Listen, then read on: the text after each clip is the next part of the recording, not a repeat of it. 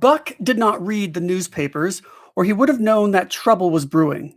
Not alone for himself, but for every tidewater dog, strong of muscle and with warm, long hair, from Puget Sound to San Diego, because men groping in the Arctic darkness had found a yellow metal.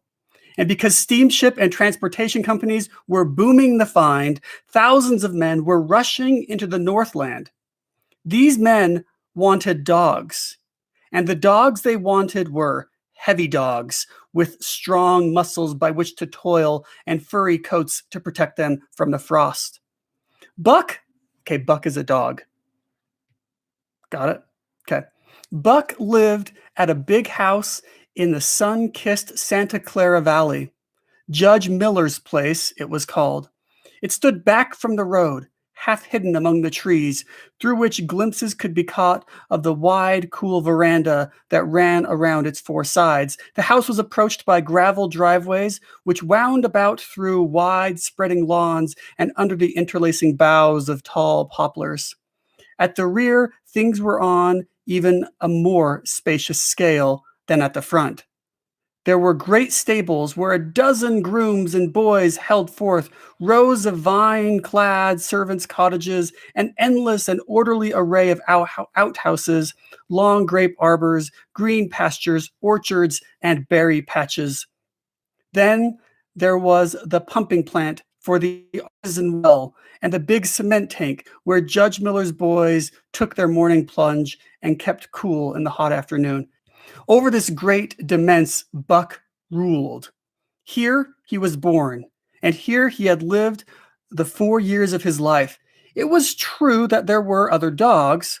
There could not but be other dogs on so vast a place, but they did not count. They came and went, resided in the populous kennels, or lived obscurely in the recesses of the house after the fashions of Toots, the Japanese pug, or Isabel, the Mexican hairless, strange creatures that rarely put nose out of doors or set foot to the ground.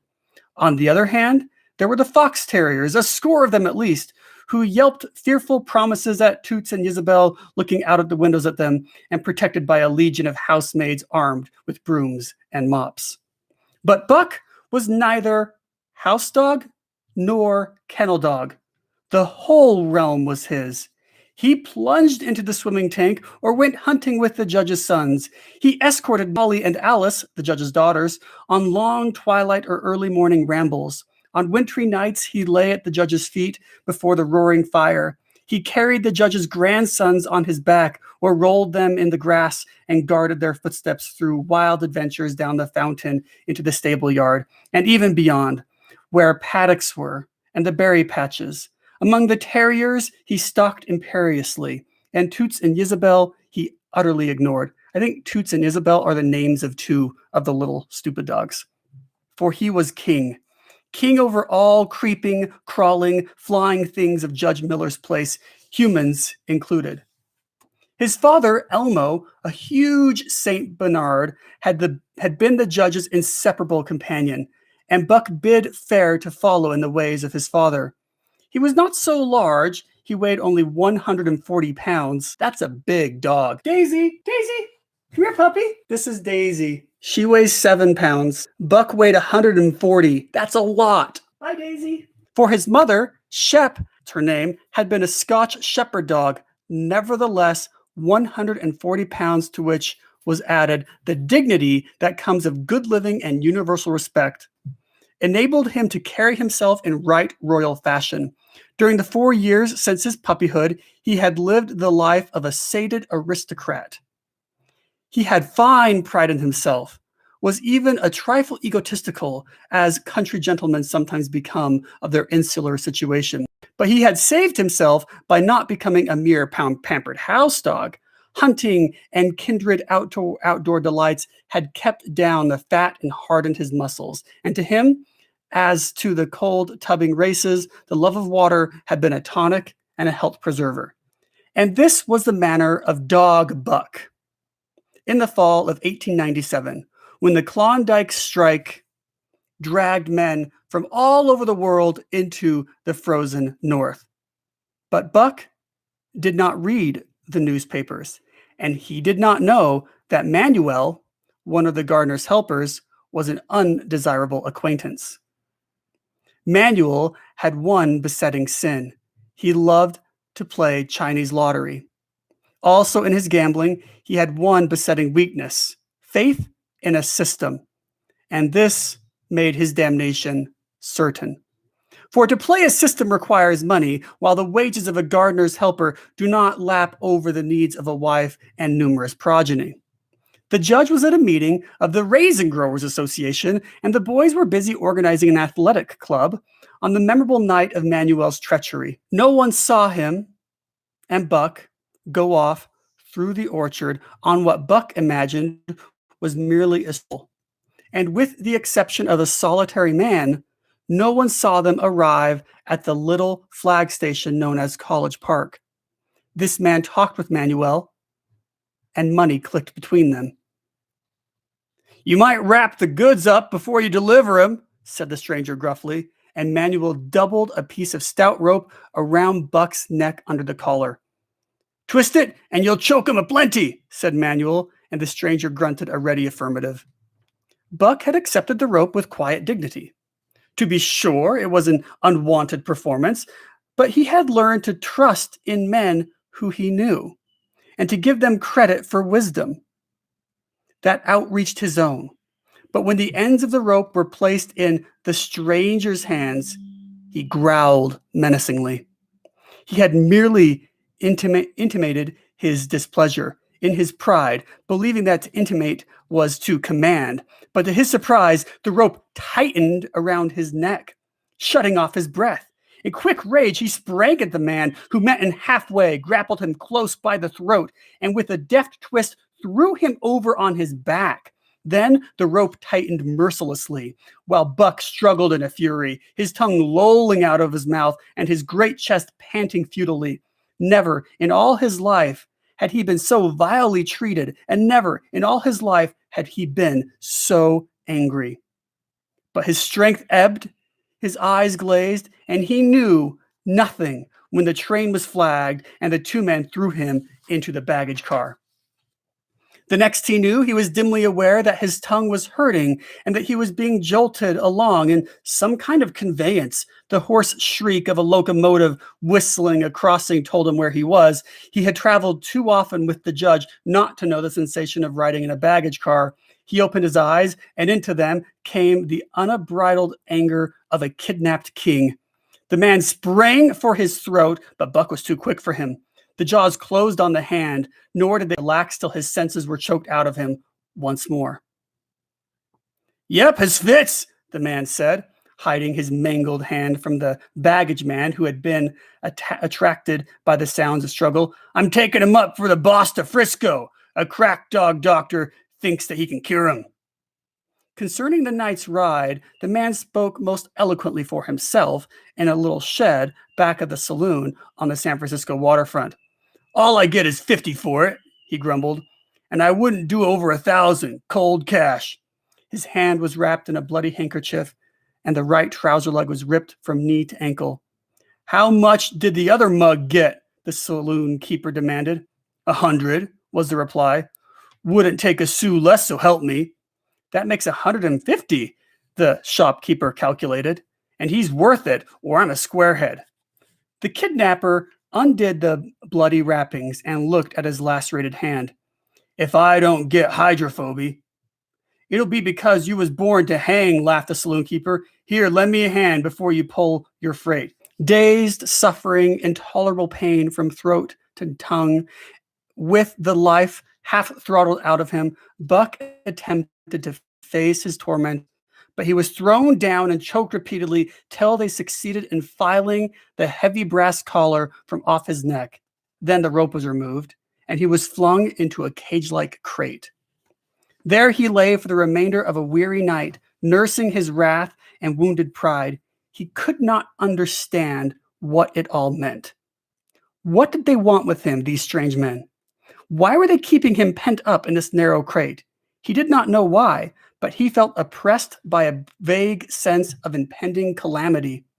Several times during the night, he sprang to his feet when the shed door rattled open, expecting to see the judge, that's his owner, or the boys at least, but each time it was the bulging face of the saloon keeper that peered in at him by the sickly light of a tallow candle. And each time the joyful bark that trembled in Buck's throat was twisted into a savage growl. Oh, you guys, that's really sweet and sad. So he's in this dark, lonely cage and he keeps expecting his owner or his owner's kids to come in. But instead, he sees this gross, evil man. And so each time the joyful bark that trembled in Buck's throat, like he's waiting to give a joyful bark when he sees his owner, instead that becomes a twisted growl. That's really sad. But the saloon keeper left him alone, and in the morning 4 men entered and picked up the crate. More tormentors, Buck decided, for they were all evil-looking creatures, ragged and unkempt, and he stormed and raged at them through the bars.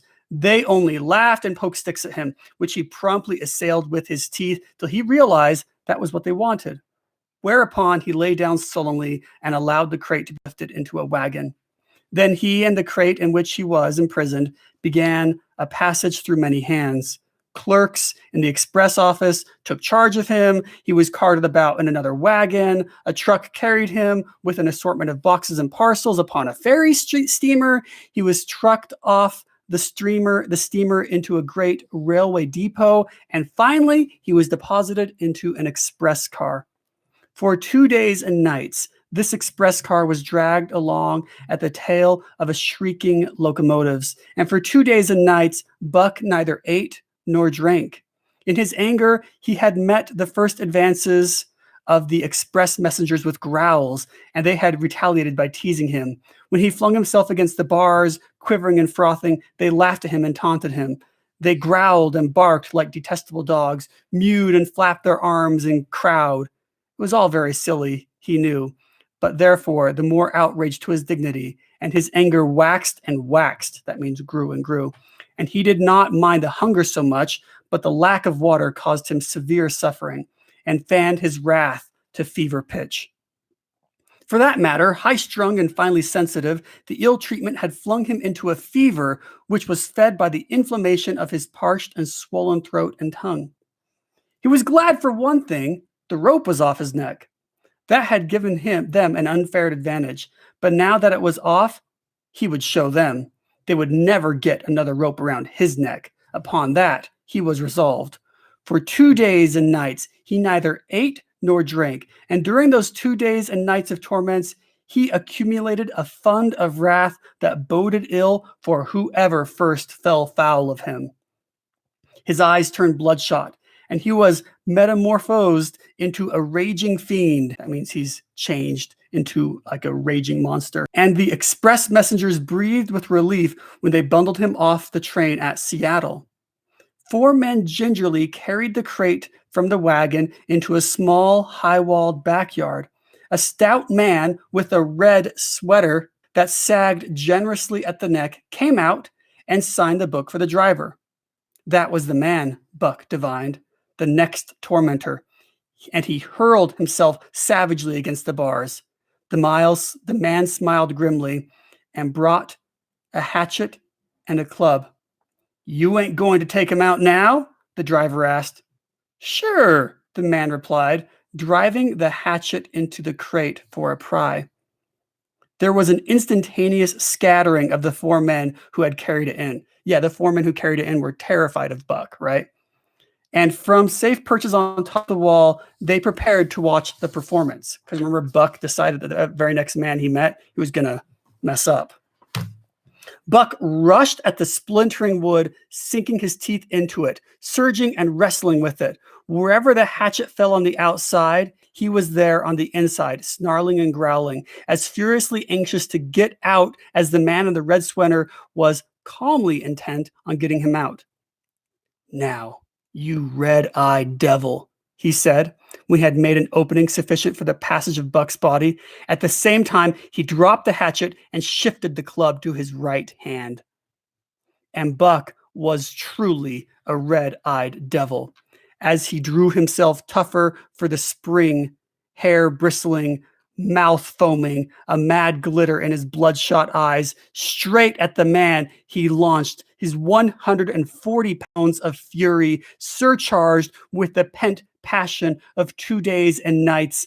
In midair, just as his jaws were about to close on the man, he received a shock that checked his body and brought his teeth together with an agonizing clip. He whirled over, fetching the ground on his back and side. He had never been struck by a club in his life and did not understand. With a snarl that was part bark and more scream, he was again on his feet and launched into the air, and again the shock came, and he was brought crushingly to the ground. This time he was aware that it was the club. But his madness knew no caution. A dozen times he charged, and as often the club broke the charge and smashed him down. After a particularly fierce blow, he crawled to his feet, too dazed to rush. He staggered limply about, the blood flowing from nose and mouth and ears, his beautiful coat sprayed and fleckled with bloody slaver. Then the man advanced and deliberately dealt him a frightful blow on the nose. All the pain he had endured was as nothing compared with the exquisite agony of this. With a roar that was almost lion-like in its ferocity, he again hurled himself at the man, but the man, shifting the club from his right to left, coolly caught him by under the jaw. And at the same time, wrenching downward and backward, Buck described a complete circle in the air and a half of another, then crashed to the ground and on his chest. For the last time, he rushed. The man struck the shrewd blow he had purposely withheld for so long, and Buck crumpled and went down, knocked utterly senseless. "He's no slouch at dog beating, that's what I say," one of the men on the wall cried enthusiastically. "Druther break Caius any day and twice on Sundays," was the reply of the driver, and he climbed on the wagon and started the horses. Buck's senses came back to him, but not his strength. He lay where he had fallen, and from there he watched the man in the red sweater. "Answers to the name of the buck," the man soliloquized, quoting from the saloon keeper's letter, which had announced the consignment of the crate and contents. "Well, Buck, my boy," he went on in a genial voice, "we've had our little ruction, and the best thing we can do is let it go at that. You've learned your place, and I know mine. Be a good dog, and all go well, and the goose hang high. Be a bad dog, and I'll whale the stuffing out of you. You understand?" As he spoke, he fearlessly patted the head he had so mercilessly pounded. And though Buck's hair involuntarily bristled at the touch of the hand, he endured it without protest. When the man brought him water, he drank eagerly, and later bolted a generous meal of raw meat chunk by chunk from the man's hand. He was beaten. He knew that.